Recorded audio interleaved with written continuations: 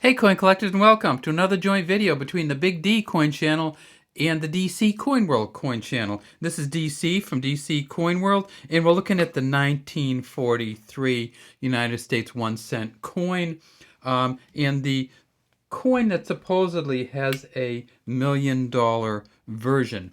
And I want to tell you right up front that there is no $1 million version of the 1943 1 cent coin, but there is a version that sold in 2016 for $305,000. So that's pretty good, a third of $1 million version. And it is a beautiful coin, except there are not many of them. So let's talk a little bit about this. In 1942, the United States, of course, still made coins during World War II, but they were running out of copper. And so this is the 1942 Lincoln penny right here. And it's not the Lincoln Memorial penny, of course, it's the Lincoln wheat penny. It says, "In God we trust" at the top, "Liberty behind Lincoln, 1942 under his chin." In the 1942 version, they made 208 million at Denver. They made 86 million at San Francisco, and they made 657, almost 658 million at Philadelphia of these ones here. They knew that they were going to switch to steel, and they just used up all the planchets that they had, the copper planchets, or almost all of them, and that's where the mystery of the $1 million coin comes from. So here we have it. It says E pluribus unum at the top, 1 cent in the center, United States of America here, wheat ears on each side. And by wheat ears, it's just these wheat, the way wheat grows, at the very top you get where the seeds are and stuff. The actual part that you eat or make flour out of is in these pods up here at the top. And so they call these wheat ears. So this is a 1942 wheat ears 1 cent coin.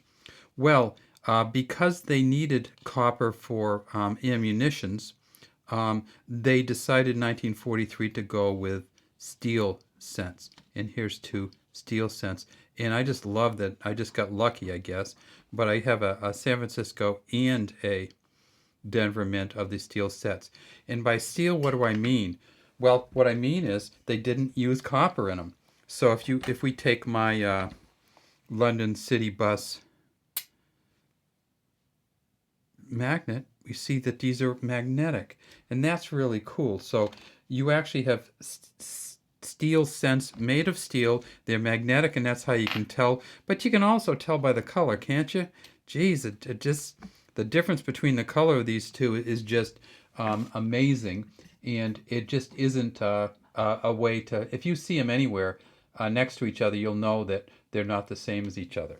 Well, how many of the steel cents did they make? Well, in 1943 at Denver Mint, they made 217.6 million of them, and at the Philadelphia Mint, they made 685 million.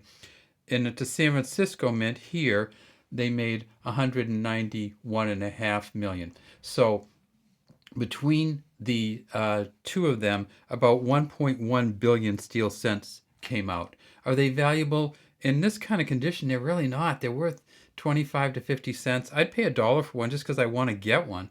But in uncirculated conditions, the S goes for somewhere around $4 to $5.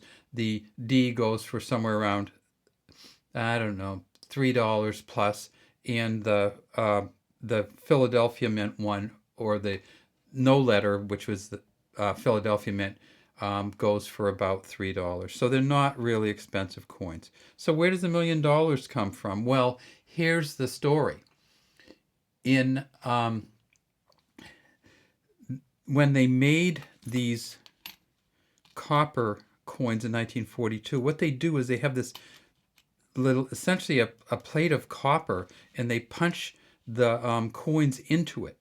And so when they had these planchets from 1942, apparently a few of them were left over, and they punched the 1943 into it.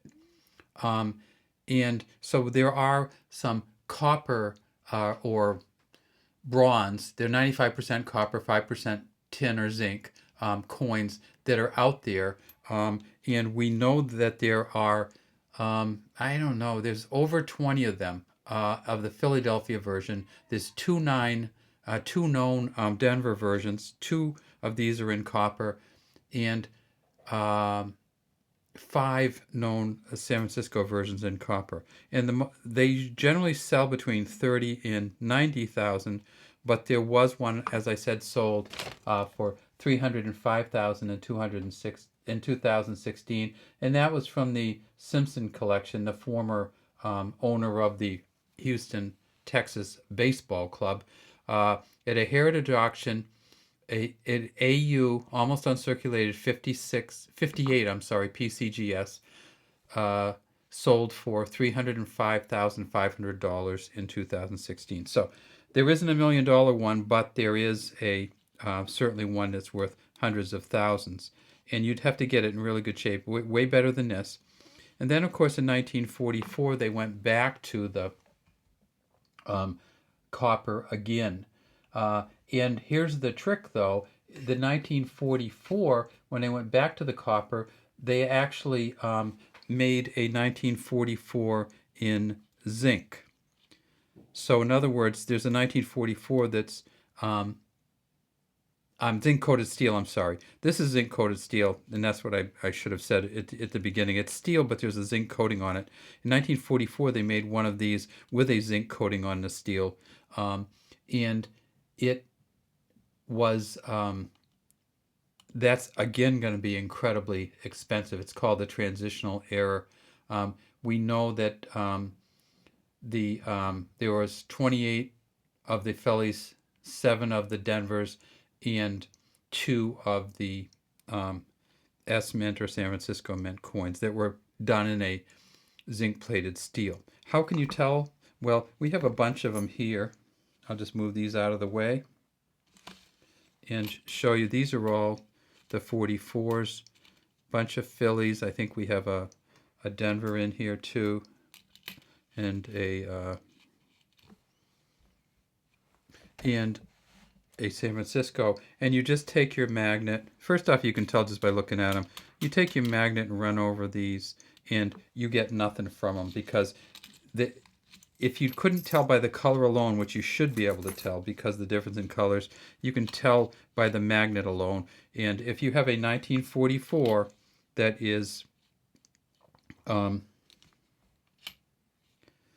zinc-plated steel, then it'll come up with a magnet. If you have a 1943 that is of the copper or bronze, it will not come up with magnets. So whenever you get the 1943s, run the magnet over them, and if it doesn't come up, maybe and you obviously look at the color, then you may have one. And if whenever you get the 1944s, run the magnet over them. If it comes up with the magnet, then you know that it's a zinc-plated steel. Now, should you buy one? Well, I want you to be very, very careful. So what they do sometimes is they take this 1945 and sometimes even the 1946, and they change it or try to push it to make it into a 3. So you get some of these that are counterfeit or fake editions of the 1943s, where they've taken the 45s.